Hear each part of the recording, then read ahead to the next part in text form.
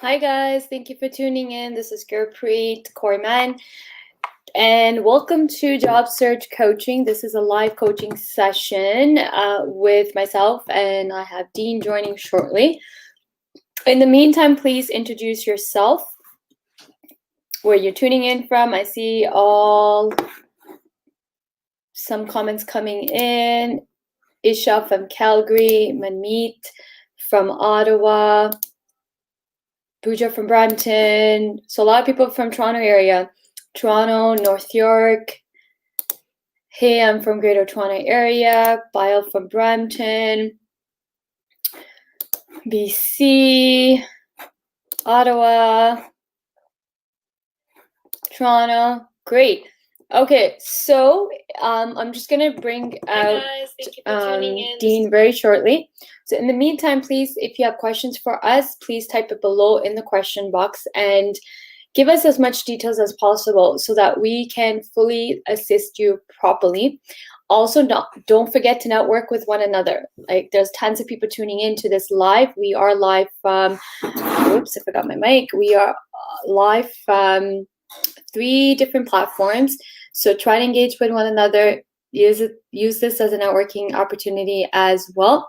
So today I have Nigeria in the house as well. Great. So we have people tuned in from other countries as well. So I have a guest that's joining in this job search. His name is Dean, and he is an IT recruiter. So I'm an HR expert as well as career coaching, job searching expert, and Dean is an IT recruiter who's been in the field for 8+ years, and he is also a job search coach. Me and him have collaborated on a bootcamp program for IT professionals.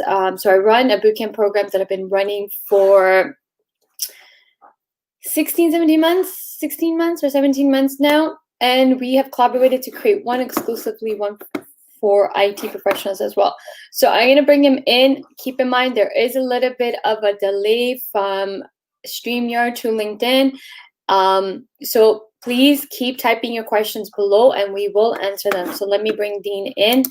Hey, Dean, how's it going? Can't hear you. You're muted. Okay, there we go. Hey, Gurpreet. Hi, everyone. Now we can hear you. Had to do a take 2 there. Yeah, welcome, Dean. Thank you so much. Which coaching segment. Just from a recruiter perspective, what have you been seeing as some of the trends or any latest update on some shift due to COVID? You've seen anything different because it's COVID? Yeah. So that's the main question a lot of people are wondering, right? And I'm sure most of you tuning in are wondering the same thing. Has there been a change? Yeah, absolutely, folks. And I think most of us have observed the changes going on in the marketplace. Simply from an industry standpoint, right? We've seen certain industries not do so well and not survive this whole situation, or at least be in a pretty bad situation. But then we've seen other industries that have actually grown and thrive. They're currently thriving. So, and what that means for you as the job seeker is you need to keep an eye out, folks, on what's happening in the marketplace. Don't stick your head in the ground and think, oh yeah, everything's going to be fine. Everything's going to be okay. Definitely, everything's going to be fine. Like we're going to get through this. We're going to survive this whole situation. But understand that the market shifts, the market changes, the trends in consumer demand, organizations, demands for various organizations, products, services, and solutions. That's what we had to keep an eye on so that we know where we need to be looking for those opportunities. So do you think people should be doing something different in the job search because it's COVID? We keep hearing about a second wave coming in. In your opinion, as a recruiter, do you think traditional job searching before COVID, we've all talked about this several times, but I think during COVID, it's been very evident and apparent that people need to change their approach when it comes to job search. So what's your opinion from a recruiter standpoint? What do people need to do in order to be successful in their job search during COVID? Yeah, and it's such a key question, right? And we've talked about this so many times, Gurpreet, right? And it's something we talk about with our coaching students as well. And that is, folks, you can be, and most job seekers are still counting on that traditional way of searching for jobs. Traditional in the sense of, the modern day and age, which is applying, looking for work, for jobs online.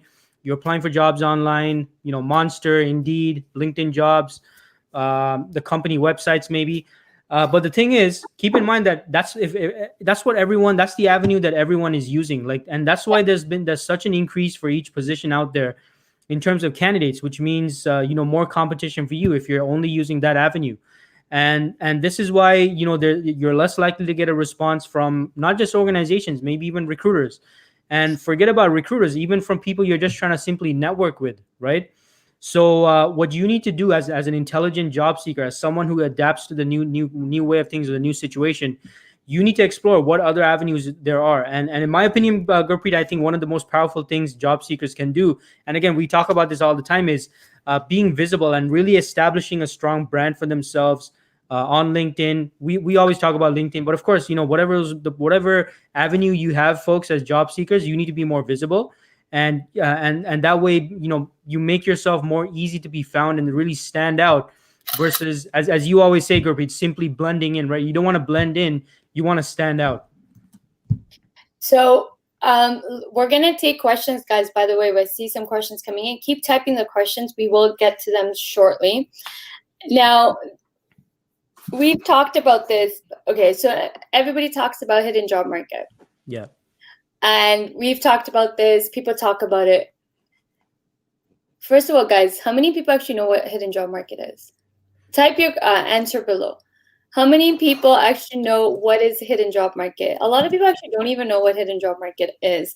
So just type your answers below. If you know what hidden job market is, just type it below and we'll read some answers out just to get an understanding of how many people actually know what hidden job market is.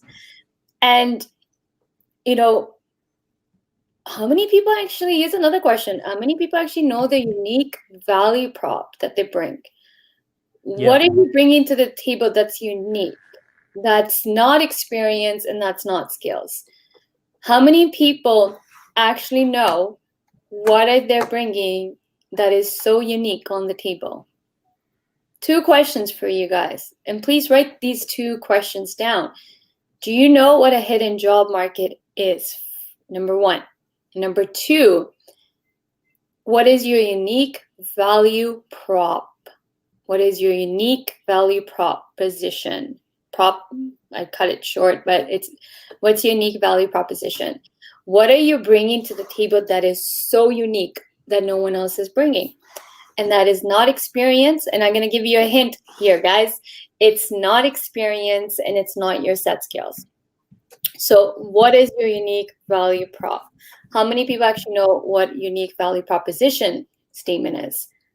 So I see some people saying no idea, not aware of it. How many people are actually even aware of the hidden job market? Yeah, this is such a great question. I'm really curious to find out what everyone thinks. So yeah, folks, put it in the comments. Let us know. Another question, before we get to the questions that are coming in, please tell us, what's your job search strategy? What's your approach to job search, and and what you think and why you're struggling? Do you know why you're struggling? That's such a great question, Gurpreet, because look, if you don't know where you're struggling, then how are you going to address it, right? So let us know in the comments, guys, where are you struggling? What's your job search strategy? Because having a strategy is really key. And a lot of people, this is where a lot of job seekers make the mistake, is thinking that job search simply means, it's a very random thing. Like you just apply online, you wait for a response. There is a strategy behind it, folks. So what's your strategy? Feel free to share in the comments and let us know. So so here's the question. We have 3 questions for you guys. Please type it below. Question 1 is, do you know what a hidden job market is? And so answer that. If you know what it is, then tell us. Question 2, do you know what is your unique value proposition that you're bringing to the table? Noble is saying solving problems is what most companies are looking for, I guess. No, great, but that's not the question. So listening skills are very important. So I'm going to repeat the questions. We have 3 questions for you guys that are tuned in. To make this an effective session, we're changing things up. We have questions for you guys, so you guys can answer it back to us, and then they'll give us understanding of what's happening in your job search as well. So we have 3 questions for every person that's tuned in live to right now. Question number 1, do you know what a hidden job market is? It's either a yes or no, and if you say yes, then please tell us in your own definition what a hidden job market is. Question 2 for you guys is, do you know what your unique value proposition is that you bring to the organization? What are you bringing to the table that's so unique? And guess what? It has nothing to do with your experience or skills. So that's the hint for question number 2. The unique value proposition has nothing to do with skills or experience. The last question, question number 3. Please tell us your job search strategy. What is your job search strategy? Okay, so let's look at this. No idea. Job which is not posted online, not aware of it, not sure. Totally hidden job market. Okay.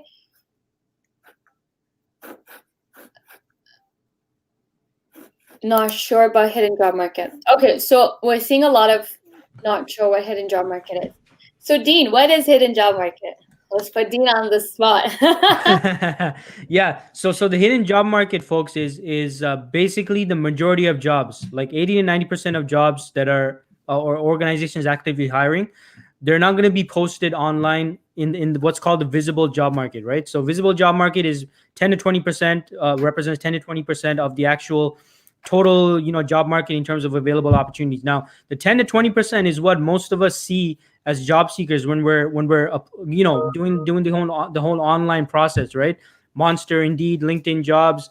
These are the ones we see posted. These are the ones we see on the company websites. So that's the visible job market, and that only represents, folks, 10 to 20% of the actual available jobs.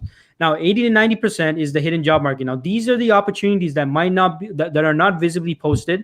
These could be needs that the organization still hasn't come around to hiring people for. It could be also that the organization has a problem that they need resolved, or a project that they need to be dealt with, but they really haven't yet created a position. And it's basically all those other avenues outside of the what you see online in the visible job market that organizations would still be interested in meeting the right people, setting aside the budget and bringing them on board to help them out with their projects and whatever problem they're looking to solve. Now, that being said, Gurpreet is the queen of the hidden job market. So Gurpreet, hopefully I did a good job explaining that, but if you can further expand on that. No, you did an excellent job, Dean. Okay, good. Guys, hidden job market, just like Dean said, in short, it's the non-visible job market. It's just a market for job that you can't really see. So it's not visible to your human eyes, the best way to put it. You'll never see a posting for it. You will never see an advertisement for it. So then it's just not visible. Hence, it's called a hidden job market. Now, 80 to 90% of jobs exist in hidden job market. How many people actually know that 80 to 90% of jobs actually are available in the hidden job market? So if you know this, type 1. How many of you that's tuned in right now actually know that 80 to 90% of the jobs are in the hidden job market? 80-90% of available jobs are in the hidden job market. Type 1 if you know this. Type 2 if you had no clue that these were the numbers. Type 2 if you had no clue that 80 to 90% of available jobs are in the hidden job market. If you know the stats, then type 1.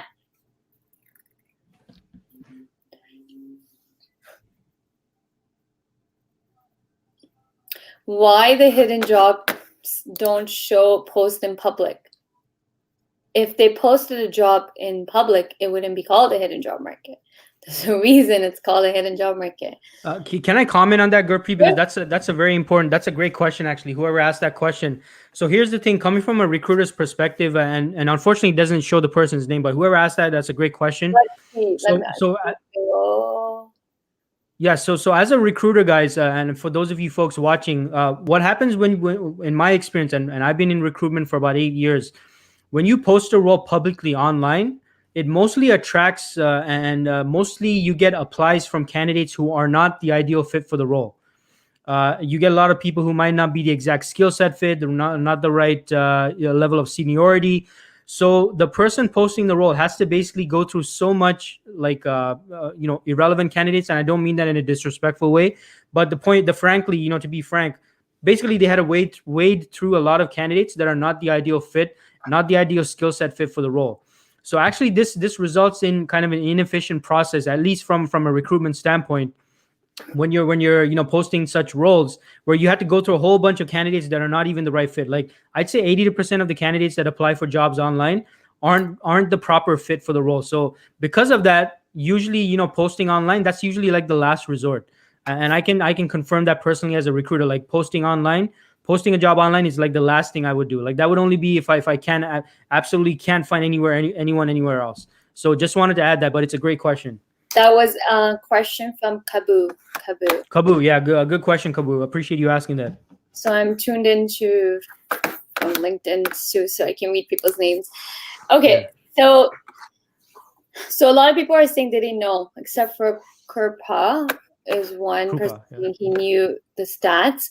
Okay, so guys, also, by the way, keep typing your questions. We're going to get to the questions as well. So yeah, numbers are pretty high. 80 to 90% of available jobs are actually in the hidden job market. And as Dean explained, there's various reasons why companies will not post a job. Here's another thing why a company will not post a job is they weren't even aware they had a need. Yeah. Sometimes you're not aware you have a need because you're trying to keep up the day-to-day stuff until a candidate just presents itself. Or second thing is, companies create jobs when they really want somebody. A lot of Fortune 500 companies, the bigger organizations like banks, consulting companies, multi-million global companies, multinational companies will do this because they're always on the hunt for great talent. So when they find a great talent, a rock star, superstar, whatever you want to call them, they will create a job. It's happened on the spot. It's happened many times. So there's various reasons for hidden job market and why the numbers are so high. 80 to 90% of jobs are available in the hidden job market. Now, how many people actually know how many jobs, percentage-wise, are available in the visible job market, which all of you guys are chasing, by the way?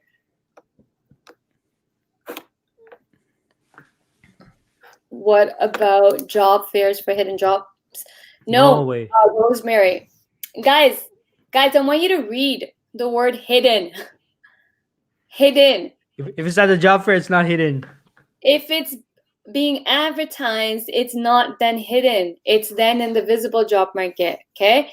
Hidden job market equals non-visible jobs. These jobs are not visible to the human eye. If you can see it, it's not part of the hidden job market. If you can see it, it's part of the visible job market. Only 20% is visible. Great, Noble, you can do the math. If we're saying 80 to 90% of the jobs are available in the hidden job market, then yeah, that leaves 10 to 20%. 10 to 20% jobs are actually in the visible job market. Now, what is visible job market? These are jobs that are advertised, posted on Indeed, LinkedIn, all the job boards, companies' websites. Companies are advertising these jobs, right? Now, next question, how many people actually know how many people are applying in the visible job market?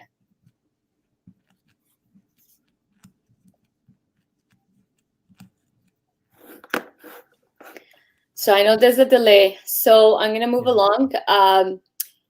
Dean, how many people apply in the visible job market? I mean, yes. Yeah, so I mean, each role, folks, you're looking at like a couple of hundred people. Like, and when I say couple of hundred, you're talking like 400 applicants plus, right, for each position. As a recruiter, when you posted a job, on average, how many candidates were you getting?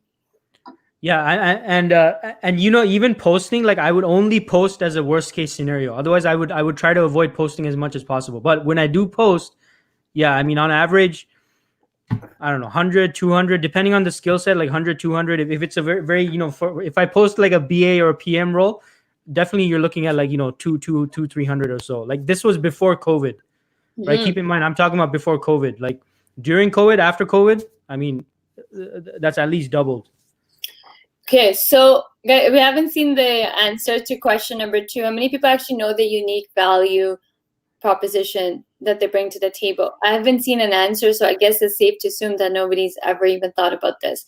So before you begin your job search, you need to ask yourself, what's so unique about you? What are you bringing to the table that is unique? You got to identify your uniqueness first before you begin your job search. The problem is no one's taking the time to identify what is unique about them. And hence what's happening is everybody's writing generic resumes because it's easier to Google resume templates and just copy and paste and change your name on the template and here you go. So what's happening is everybody's just blending in. No one's standing out. You can't stand out if you don't know what's unique about you. If you're going to just claim you're result-oriented, ambitious, driven, problem solver. Yeah. Team collaborator. That's another popular one. And inspiring. Passionate. None of problem solver. None of these words actually mean anything, by the way. This is just people trying to please or fluff or self-claim. That is not a selling feature. By the way, guys, to sell yourself, you have to know what's unique about you. What are you bringing to the table that no one else is bringing?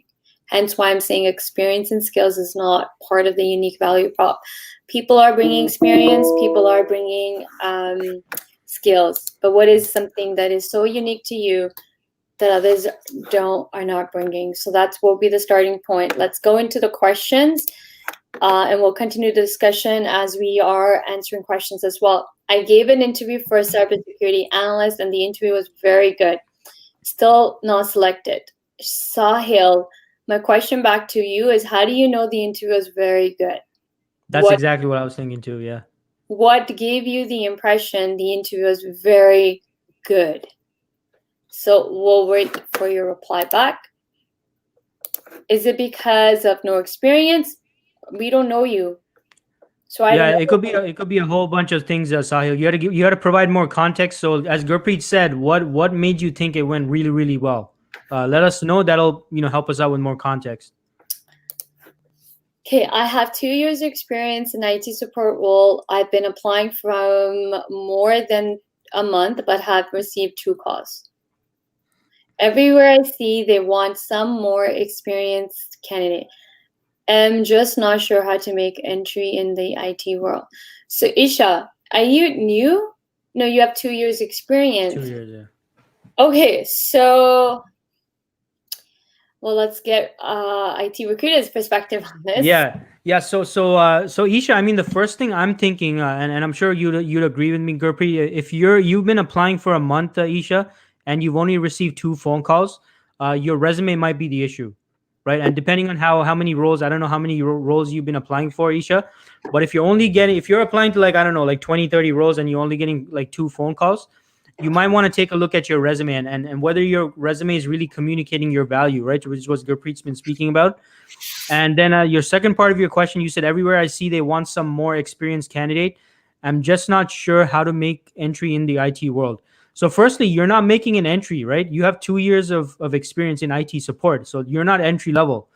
You might be a junior level candidate, but you need to stop thinking that way as well. Because if you keep thinking like that's what you're going to be conveying and communicating, right? And if you're saying everywhere they want someone with more experienced candidate, yeah, but you know what? If you're able to show that you can help them with whatever problem they're looking to solve, your level of experience, I mean, that should not be an issue, right? Now, unless it's something like at the senior level, of course, where there's too much of a kind of a gap there, a skill set gap.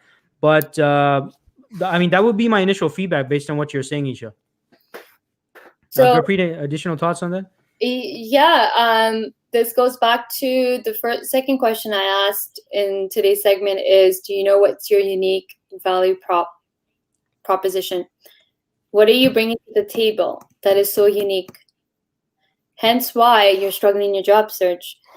It isn't about how many years of experience you have. It's about what you can deliver. What can you do for companies that they can't do? It has nothing to do with experience, skills. All comes down to what you can do for the company. How many people you actually know how to talk business language? How many people know how to speak in business terms? How many people understand business? How many people understand that business are in the business to make money? How many people actually understand the business concept? A lot of people don't understand business. A lot of people don't understand how they're contributing to the business success. A lot of people don't understand how they're generating money for the business. Now, two things happen. You are either in a role that contributes to sales increase, so companies' revenues, or you are in a position to cost saving role. Every single person in the organization falls under the two. Yeah. You're either making and generating money for the business, or you are cost saving, meaning you're saving business money. So I'm in HR, I save companies money. I don't generate I'm not directly increasing any revenues because I'm in HR. But my function, me personally, as an HR professional, always save companies millions and millions of dollars. Now, I'm not throwing these numbers out of thin air, by the way. I keep data. I keep my numbers. I do calculations. If we have high turnover, if I'm able to successfully bring the turnover down, then I should know how much money I save by doing that. I do these stats. Now, hence why talking about business terms, in the end of the day, business understands money. If you can speak business language, that's your selling feature right there. I don't care if you're IT, I don't care if you're HR, I don't care if you're an engineer, I don't care if you don't come from sales or marketing. Every single person in the organization falls under two categories. It's either you are increasing revenues for the company, generating money, or you are generating savings. You're saving companies money. Can be hundreds of dollars, wouldn't be 100. You're probably in the thousands of range to millions of range you're saving. Data is evidence, fact-based, backing up your claims. So a lot of people, as you start to grow your career, if you can't speak business terms and be able to sell yourself in terms of, well, I save companies X amount of money by implementing, for me, it would be by implementing HR infrastructures, processes and procedures, streamlining, turnover, retention, employee retention is a huge cost. If companies cannot retain their employees, it's a cost to your organization. It's costing them millions of dollars, right? So if I can go in and fix that problem, now I've saved the company millions of dollars. So know where you fall in the two categories, but you need to start keeping data. A lot of people don't keep data. Yeah. And everybody sits and thinks, well, I'm not generating money. I don't know how much money I've saved the company. Guess what? If you don't know, then shame on you, because it's not the interviewer or the company that's interviewing you to sit there and figure out how much money you've saved the company. Yeah. It's your career. It's your success, right? If you accomplish something at work, you should be tracking it. you implemented or streamlined, let's say you're 19, you took a manual process and made it automated and digitalized, you saved how much money? If you don't know the answer, go get the answer. Go figure out how much money you saved. You got to start keeping data. Numbers speaks volumes. Hence, I said speak in business terms. If you can speak in business terms, you are already up all the other candidates. You're already in your own league. The problem is, everybody here, 99% of job seekers don't know how to speak business language. People don't understand dollar figures. People don't know how to generate or quantify data. Yeah. And everybody's going to sit there and say, well, it's so hard. Yeah, nobody said it's easy, but it's so doable. It's so doable to track your progress in your career in terms of dollar amounts. Yeah. Guys, you got to know your numbers, guys. It's very, very important. And I can confirm that as well, Gurpreet. You know, as a recruiter, most of the candidates that I've ever been in communication with, they do not know their numbers. So folks, those of you watching, I don't know if you're whether you're currently employed, maybe you're not employed. If you haven't been doing this so far, you need to keep track of your numbers. You need to be able to quantify how you fit into the picture, right? Everyone talks about, yeah, I was in this project or that project. Okay, great. But what was the dollar valuation of the project, and what was the end result? Like, like Gurpreet said, did your involvement, to whatever degree, I don't care if you're in tech, you could be a developer for or whatever your skill set was or is, but you need to know your numbers, what impact you had, and whether you contributed to increasing the revenue or saving the company money, because you're going to fall into one of those two categories. If not, they wouldn't be setting aside a budget to hire you and bring you on, right? So you got to think business, and you got to speak business as well. Okay, most jobs appear to be being done remotely. Should we emphasize that we have remote experience in our resume for all jobs that we apply to, especially if we don't know if the jobs are being done from home? Now, before I answer this question, Rosemary, I have a question back to you. Does it make a difference? Does it really make a difference if you have a remote experience or not? I want you to ask yourself this question. Would this set you apart from any candidate? Because the reality is everybody has to work from home because it's COVID.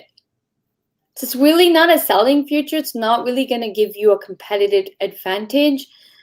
Maybe, but I highly doubt if a company is going to come down to, well, this person already has experience working from remote, because let's be real, the remote work could be temporary. So if you have worked from remote, maybe the company might see you as somebody that only wants to work remote, and the position is just temporary working from home, and then eventually will be in the office, right? So you got to ask yourself, is this really a competitive advantage that you have, that you can work remotely? Dean, what are your thoughts? Yeah, I mean, I was just, kind of putting my recruiter hat on and just thinking about it. And I can't say it's ever really, mattered to me personally as a recruiter if someone had experience working remotely or not. It was more so their ability to solve the problem, right? And whatever skill set was required in order to solve the problem.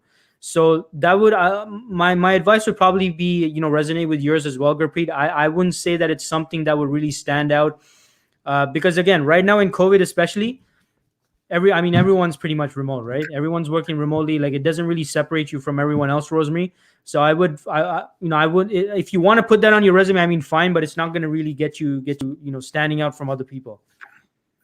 Mm-hmm. Shout out to Rosemary, by the way. I know Rosemary, so thanks for tuning in, Rosemary. Nice to see you here. Rosemary. Okay, want to change back into my original industry, SaaS sales and biz development. I'm assuming business development. Yeah, business development. From recruiting and job boards. I'm assuming you're a recruiter. I'm not sure what job boards mean. So are you a recruiter sitting on job boards? How do I talk to potential employers about going back to my original industry? Hey, I don't know who you are, but I have a question back to you. Your sales and business development. Yeah. If you don't know how to sell yourself, we got a problem. How good are you in sales then? Like, if you don't know how to talk to potential employers and you're in sales, then how good are your sales skills?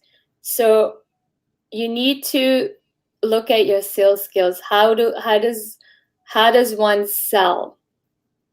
If you're SaaS sales and business development, how are you developing leads? How are you generating leads as a business developer? Then as a salesperson, how are you closing those leads? Sales, sales, sales. Job search is sales process. Pretty much this exact same process, folks. Pretty much the same. Not aware, not sure. Okay, so not sure totally. Okay, we got that.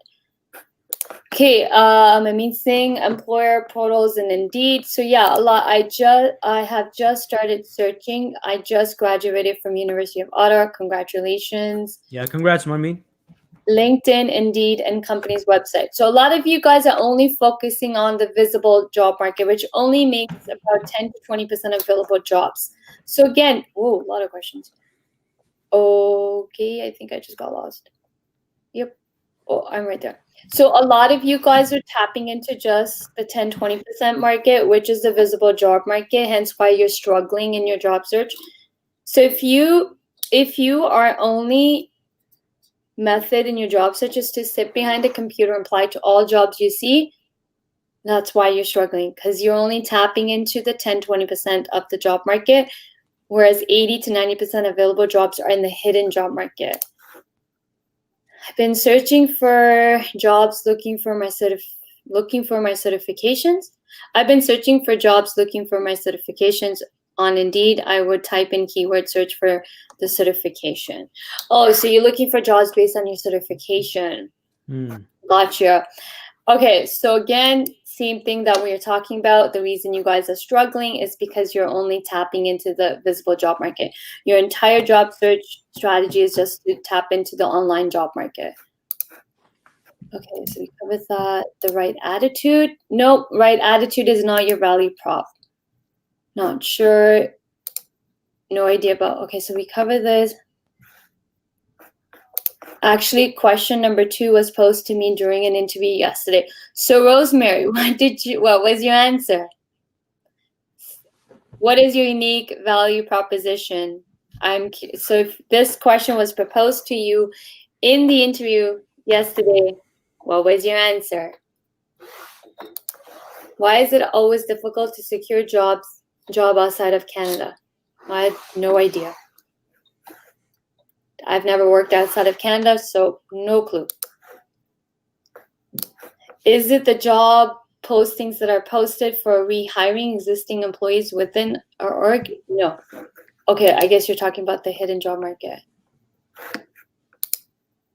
Okay, we talked about this. 222. How to access the hidden job market? Dean. Well, we kind of already touched on this, folks, right? Like this is where you have to you got to use those other channels and those other avenues, right? So you had to focus on and kind of figure out, folks, and a good starting point is actually right here on LinkedIn. What are you doing to make yourself more visible? What are you doing to contribute to your own personal brand and building your own brand so that you're an expert, you're seen as an expert, that you're a speaker, maybe you're invited to speak at events and sessions and podcasts. What are you doing to make yourself more visible so that people and organizations, even when they're not looking for, maybe not even actively looking for someone such as yourself and hiring, that they see, oh, wow, so-and-so looks like they know their stuff. And, we do happen to have such and such issues at our organization. Maybe I should get in touch with them. And all these various opportunities and all these conversations that can come your way. And a perfect example of that, of course, is myself and Gurpreet, right? We built a strong brand for ourselves here on LinkedIn. Those of you following Gurpreet, obviously you tuned into this live because you saw her; she's going live, and you want to hear what she has to say, right? And the reason for that is because of her strong personal brand.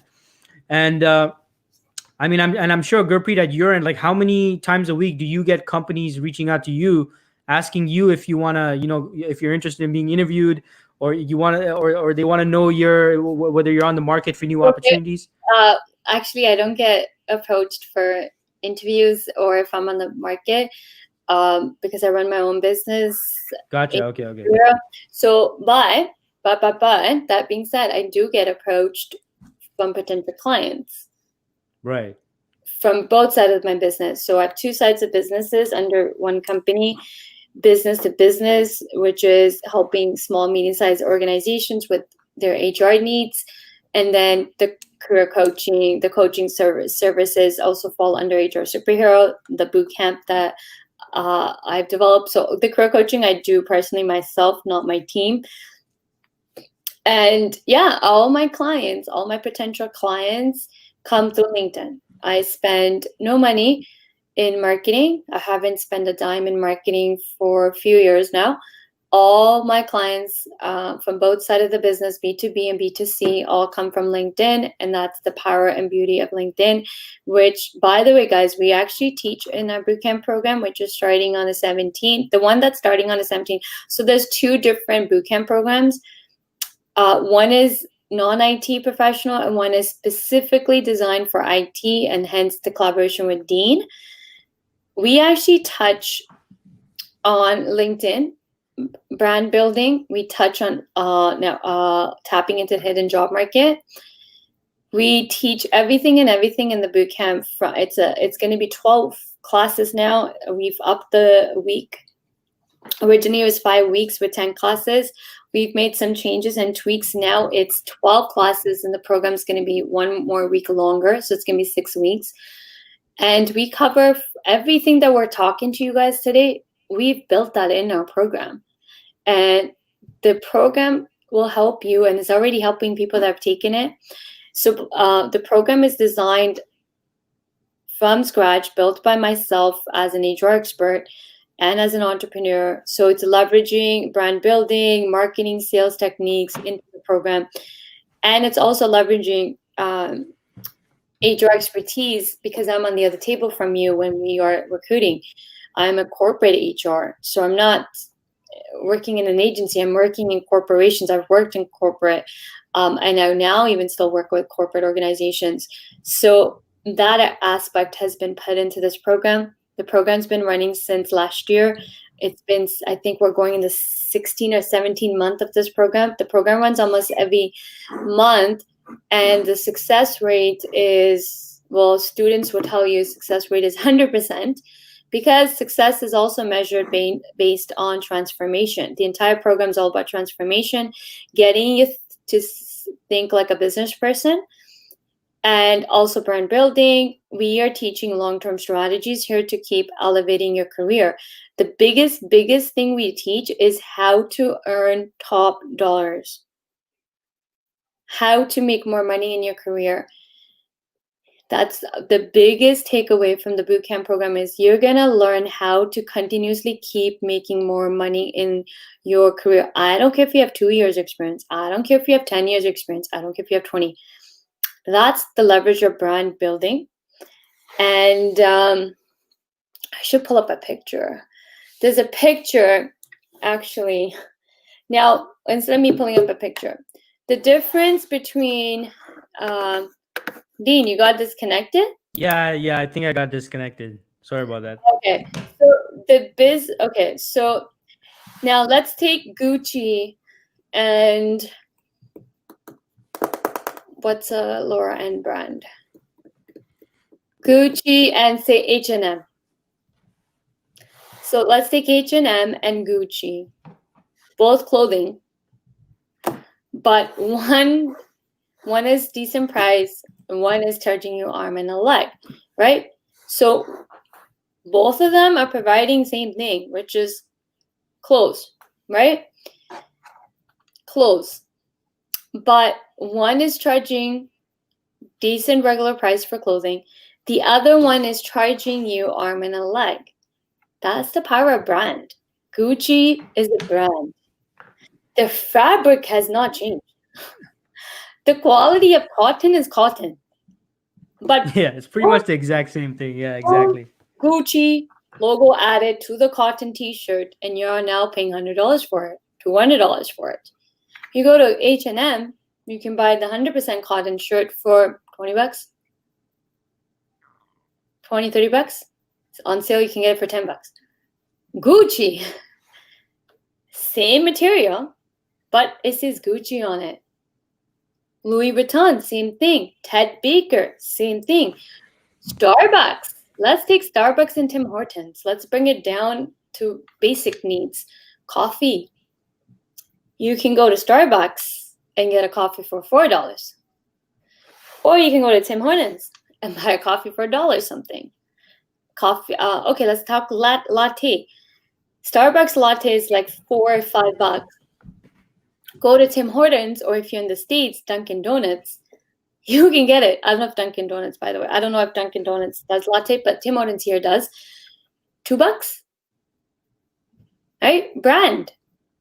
Not that Tim Hortons is not a well-known brand, but Starbucks is just a bigger brand than Tim Hortons, right? So Starbucks, people are willing to pay $4 or $5. Tim Hortons, you're not going to pay $4 for a latte. You're going to pay $2, right? So that's the power of brand building. Think about brand building. If you want to make shitload of money in your career, pardon my language, if you want to make money, brand, you have to develop your brand in order to be able to ask for $100 an hour, $200 an hour. Brand. Hence why I use Gucci, hence I was using clothing and Starbucks. You know, Starbucks coffee is nothing special compared to any other coffee. They're able to get away with $4 because it's a brand, right? It's brand building and people are paying for a brand. So anything you look at, like even cars, in the end of the day, cars taking you from point A and B. Why are car prices so different depending on brand, right? Why is Benz or BMW more expensive than Honda? Honda Civic, right? Power of brand.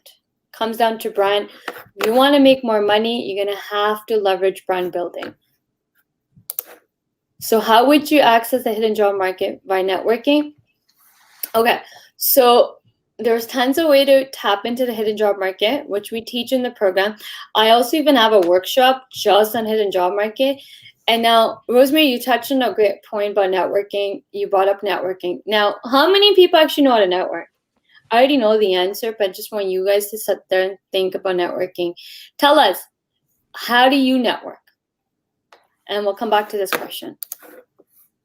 Aware of networking playing an important role in getting noticed and further helping in matching skills to roles.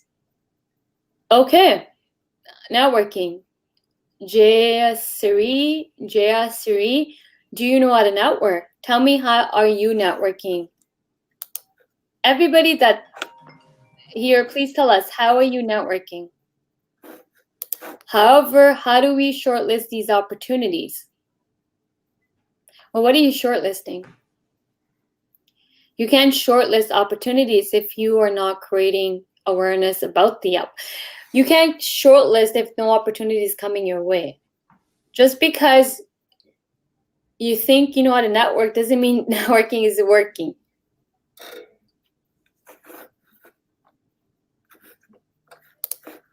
Thank you for replying my question. How can I access or assume the job opening position in the hidden job market? Dean?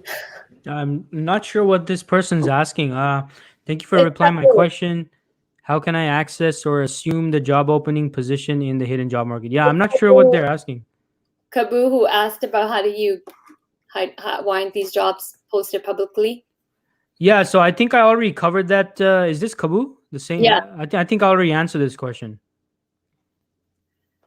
Okay, so how can I access or assume, guys? So there's tons of ways to access the hidden job market. Making friends, building your brand. Oh, they're asking how to. Okay, I get it. Okay. Yeah, building brand, having a LinkedIn profile that's eye-catching, making a LinkedIn profile SEO friendly. Okay, I'm pretty sure a lot of people don't even know how to make their LinkedIn profiles SEO friendly. Here's the here. I'll give you guys a solid. Your headline needs to be the SEO friendly, search engine optimization, because we on the back end as HR/recruiters are using LinkedIn to headhunt candidates. We don't sit there and type candidate's name. We are typing skills needed to perform that job.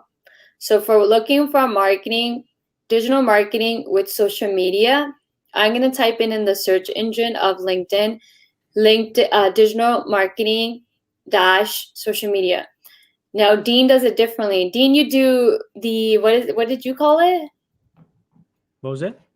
The search engine on LinkedIn. Oh, Boolean. Yeah, it's called a Boolean search. Boolean search. So Yeah. me and Dean do it a little bit different. He does a Boolean. It's called Boolean. Boolean. Yeah. Boolean. Boolean search, and that's you typing the keyword and then you add, and also saying and. It's like the if statements, right? If statements. Exactly. Yeah. Okay, so we're leveraging the search engine on LinkedIn, and that's what we mean by having your making your LinkedIn profile SEO friendly. So you want to use the headline is where you want to have keywords in your headline that would get you noticed when someone's searching. How do you apply? We already talked about this. There's tons of ways to access the hidden job market. I just gave you like five quick ways to access the hidden job market, but there's a strategy. There's tons of ways to access the hidden job market. Tons of ways. Proactively contacting employers, employee referrals. These two are popular ways of securing a job at hidden job market. No. Contacting employers and employee referrals is not a secure way or a popular way to tap into the hidden job market. That's just you. So I don't consider this a popular way to secure a job. It's one method, definitely one method. Dean, your opinion? Yeah, I mean, again, like let's say, Krupa, that you do, go for the employee referral thing. I mean, how are you handling that introduction, right? How are you handling it? Because it's kind of similar to networking, right? So how you're handling those avenues as well makes a difference. Like, and I'm not sure if that really counts as accessing the hidden job market, because again, if the organization is looking for people and they're looking for referrals, chances are they publicly advertise the position, and it is public knowledge. Like, they have people that are aware of the role, and it's not like a hidden role. So yeah, I agree with you, Gurpreet. I'm not sure about that one. I don't think that would be considered a hidden job market. No. Employers want to know what tangible results they will get by hiring you. Exactly. I moved from India. Okay. Dean, you are correct regarding solving problems. Question 2 was posed to me yesterday during an interview, and I highlighted where I solved problems, and if hired, I would try to help the company with the projects already started. That's not a value prop. Yeah. So, Rosemary, I hate to say this, but I don't know exactly how you answered it, but let's just go by what you said. You highlighted where you solve problems, but that's not a value prop. Value prop is what's unique to you, right? And if you end it with "I would try to help," that's try. Try is not. Yeah. You're not gonna get hired on try. You have to tell them concrete. Like, it has to be a definite, I'm going to do this, right? Yeah, this is what I'm going to do, yeah. Yeah, and first of all, if you're going to help them with the projects they already started, but why can't the other candidate, right? So you got to understand what's unique to you, and you got to be very concrete and confident to communicate your value proposition. Your value proposition has nothing to do with skills or experience, or I would try to do this. No, you gotta know exactly what results you can get. It's like a guaranteed. You're like communicating in a guaranteed way. Yeah. I'm gonna give you this results because here's how I've done it already.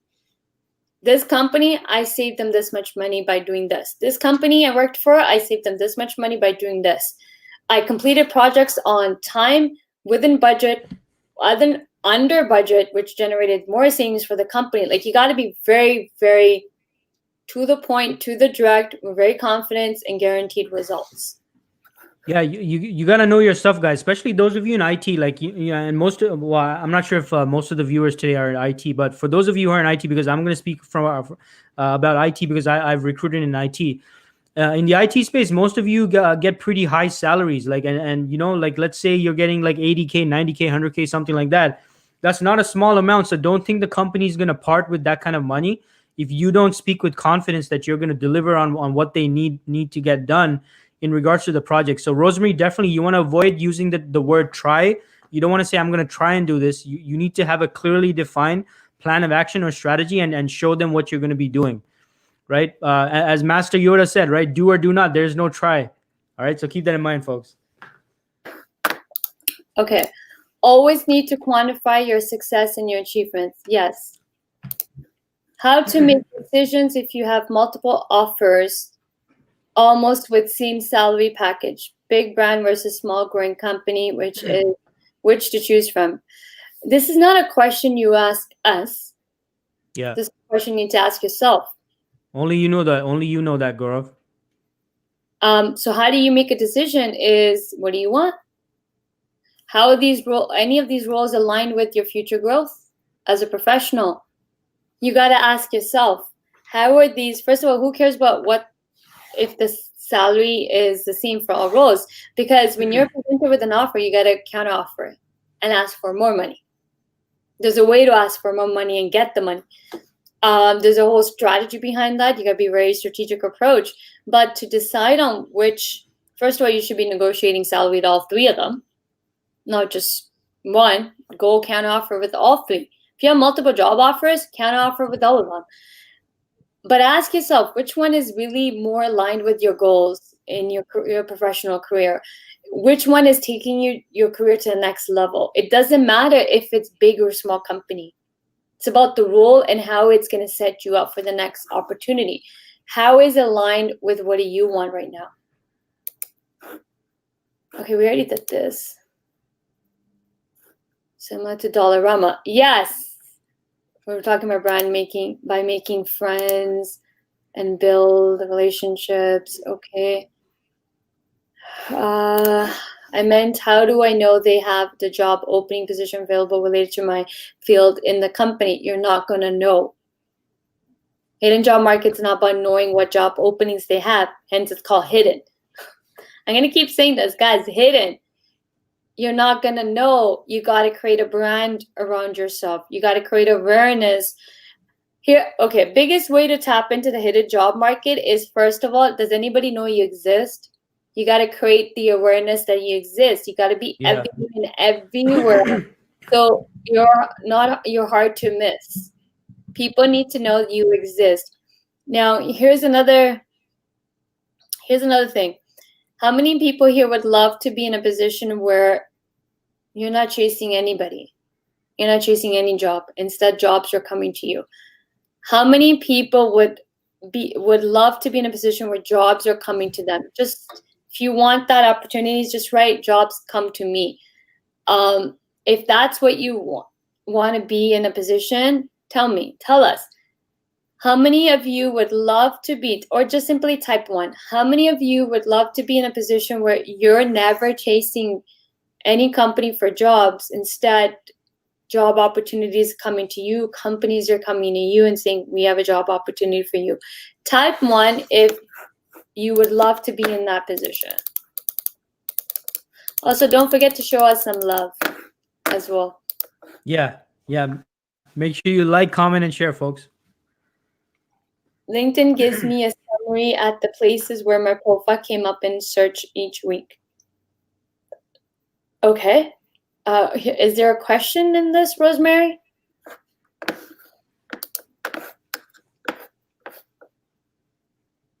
I think the ratio of 80-20 keeps changing depending on the unemployment ratio. For instance, if the unemployment rate is low, then this ratio may change to 60-40 with 60% jobs in the visible job market. No. Who's writing this? Where are you getting these numbers from? I think they're making a guess. Deepika, I think I'm pronouncing, I don't know if I'm pronouncing your name correctly.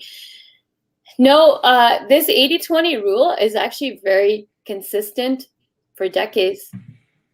It's not, this 80-20 ratio does not change with any, has nothing to do with unemployment rate at all, to be honest. This 80-20 rule has been around, I'm 40.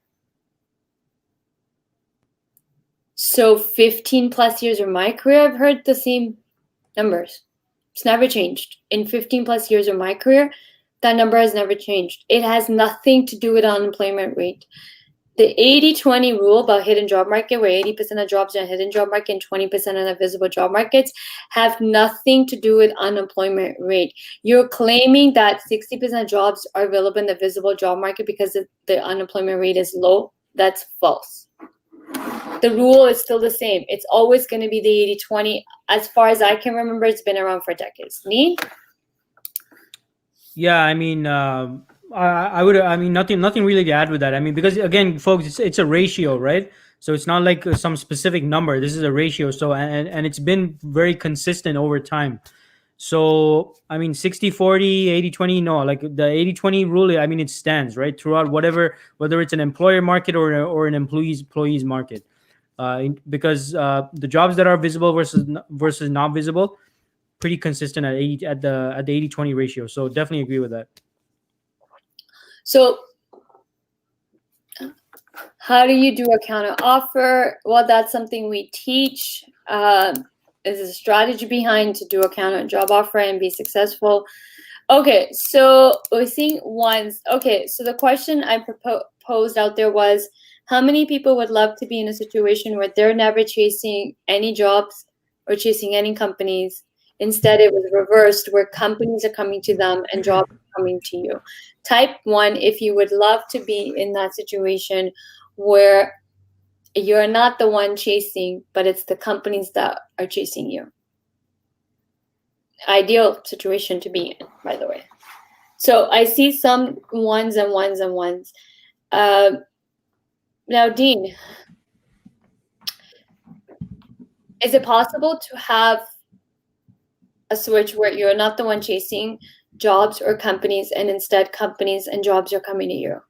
Absolutely, 100%. And yeah, so I kind of lost my trail of thought when I was talking about this before, but I mean, I can speak from experience, folks. I've made myself, personally very visible, and every week I get, staffing agencies reaching out, corporate recruitment roles, coming my way. Now, obviously, I'm not looking for new opportunities right now, but that's the kind of position that all of you need to put yourself in, and it's a very powerful position to be in, because guess what? You're more in control now, right? Because you got organizations and individuals reaching out to you because they wanna see if you're interested in working for them. Right. And that's always the best position to be in, because you're not having to go out and chase after opportunities and compete with hundreds and hundreds of other candidates for the roles that interest you. Now you're in a position whereby the opportunities are coming to you, right? Because you're so visible, you're everywhere. You're the thought leader in your space. You're the person speaking at sessions and meetups and events and podcasts and all these things. So you're everywhere. And people see you everywhere. People see you as an expert. That puts you in a position of power where the opportunities are coming to you. So definitely, Gurpreet, it's absolutely the ideal position for everyone to be in. Okay, so is it possible to be in a position where companies are chasing you and you're not the one chasing jobs? Heck yeah. That's a big heck yes. Hell yes. Now, do you know how to do that is my question. Those that are typing 1 that they would love to be in a position where they're not the ones chasing any jobs or companies, instead jobs and companies are coming to you.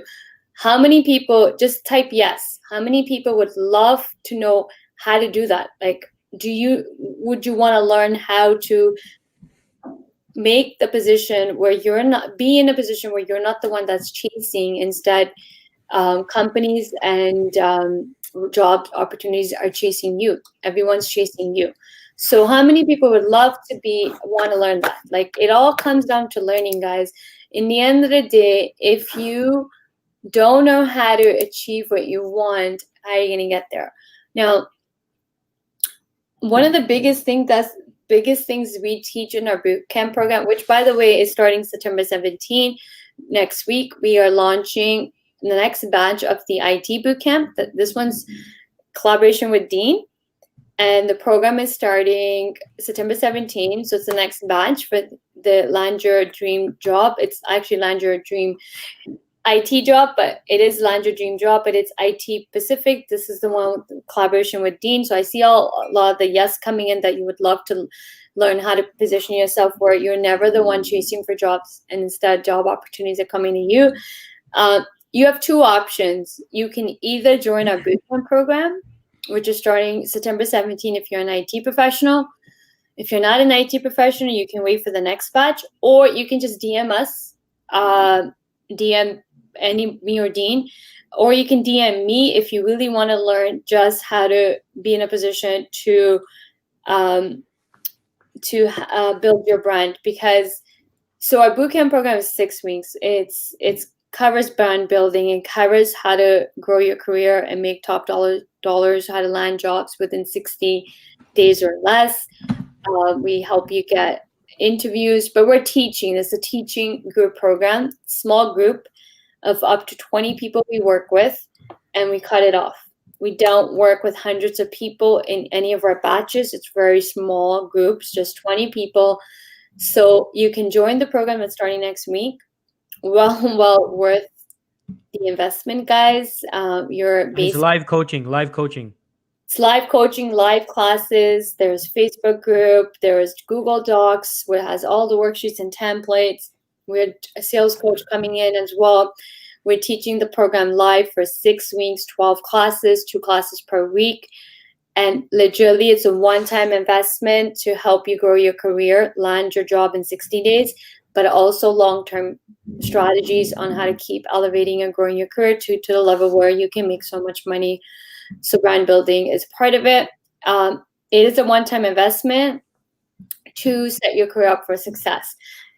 So if you have questions about a bootcamp program, feel free to message us privately, DM us. I've also typed the link below in the comments section where you can read more about this program. So we're going to end the segment here. We've gone over 10 minutes. We are ending the segment. Please let us know if you liked our segment. Tomorrow, I believe we are live again. Is it on your platform, Dean? Yeah, it's going to be on mine. Yeah. So feel free to follow me, folks. And Gurpreet's going to be live on my LinkedIn tomorrow. So we will be back tomorrow, same time, I believe, but just we'll be on Dean's LinkedIn. It'll be on Dean's LinkedIn. Bring your questions. Happy to answer any questions. If you have questions about a bootcamp, privately message us. Happy to hop on Zoom call with anybody that requires further information on the bootcamp. Until then, we will catch you guys tomorrow. And until then, keep safe. And if I can leave you with one advice is, for a successful job search, you have to first have confidence in your own ability. You have to believe in yourself first. It's the only way magic will happen. It's the only way to get others to believe in you is you got to believe in yourself first. Dean, your ending remarks? Yeah, and just to add to that, folks, you definitely need that confidence in yourself and your abilities. And the next step is you got to formulate the right strategies, and then you need to execute on those strategies, right? Because only thinking positively and stuff, you got to take the action. You got to execute the right strategies. That's going to get you where you need to be. All right. So thanks so much, everyone, for tuning in, and we'll see you tomorrow. Bye, guys. See you guys tomorrow. Bye, everyone. And we're live on Dean's. Yeah, it's going to be on my LinkedIn. Yeah, tomorrow. Bye, guys.